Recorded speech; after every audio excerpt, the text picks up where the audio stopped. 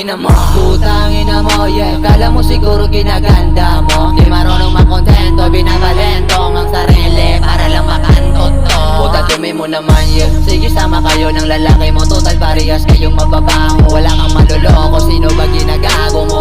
Fuck you, matino akong tao. Okay nang inang pusi yan, di mapakali pag di nadiligan. Mga ugalin di mapalitan, hindi ko na yung kasalanan. Gusto ko lang talaga ikaw ngayon patatamaan. Nangalan ng ama, ng anak, na sana'y patawarin ka. Binigyan ka ng buhay na walang iya, tapos minalangya pa rin pala nila.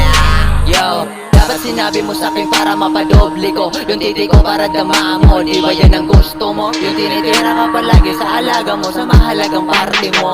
Ilabas ko lahat ang mga galit ko, ilabas ko lahat ang mga baho mo, ilabas ko lahat ang mga video mo, para pagdakulang ka ng mga tao. Ano masakit ba? Sige damahin mo, kasi lahat ng kalukuhan mo dinama ko. Di ka nagkakamali ng tao na ginagago, gago rin ako para lang sa kaalaman mo. Di ba magaling